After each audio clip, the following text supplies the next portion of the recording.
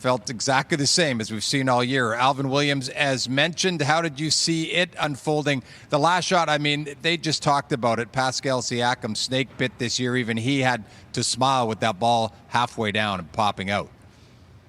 And it's part of the process. I've talked about it before. When your go-to player or someone you're looking to be your go-to player go through these situations. But I do question sometimes, man. It's one of those things where a great look, opportunity gathered itself, ball went in and out. But I'm not just looking at the result. I'm looking at the process of everything. I still believe, and my total respect, before I even go into this with Nick Nurse, I respect everything he does as a coach, what he's done, what he continues to do in the coaching staff. But I still believe in those situations, Kyle Lowry is probably your best complete offensive player. He can pass, he can make shots.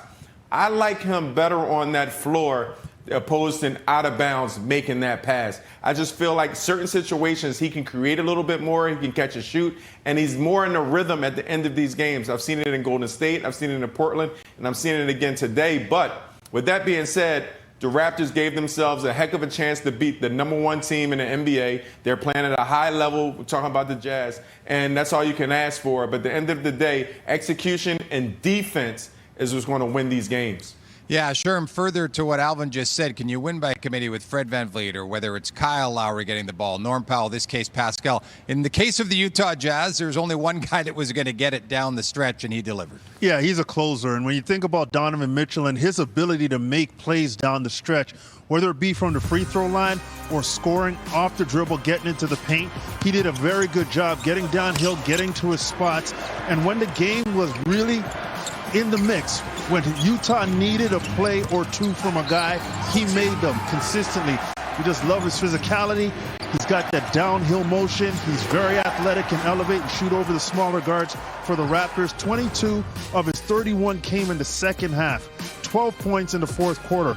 Donovan Mitchell did a great job putting a lot of pressure on the paint, getting to the free throw line, making 15 of 16 attempts.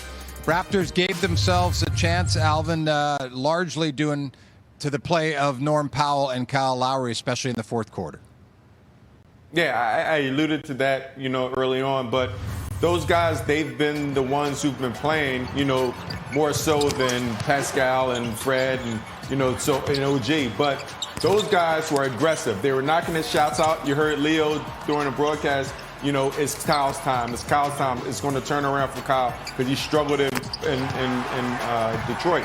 But now you see what Kyle Lowry does. You see what Norman's been doing. And that's what you needed. You need people to step up, and they both did. 14 points, 17 points for Norm, and these guys were efficient. In the fourth quarter, you see both of them have 8. So you got 16 points from 2 people. And that's all you can ask for once again. They did a heck of a job keeping this team, keeping the Raptors team relevant and making sure they had a chance to win this game at the end.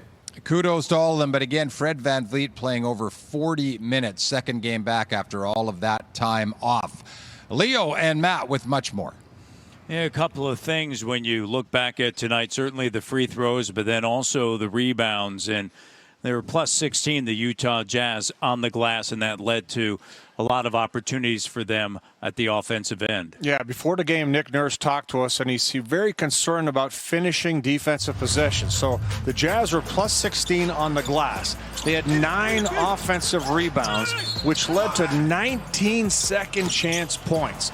So, that's going to create a lot of problems for you, right? And that's a big concern for Nick Nurse when he's talking about they do a good job. They're making the efforts. You really put yourself in a bad situation, and you're also going to end up putting the other team on the free throw line, which is a factor in this game.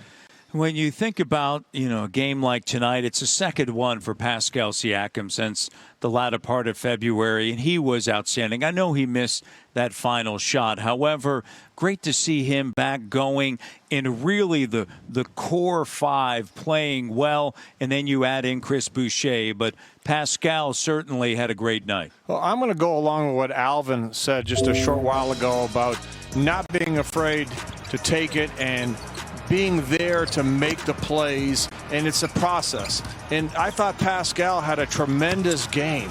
I mean, he's got to be feeling fatigue. He can't be feeling himself. He shot the ball pretty well from deep. He attacked. He thought defensively he did a lot of good things.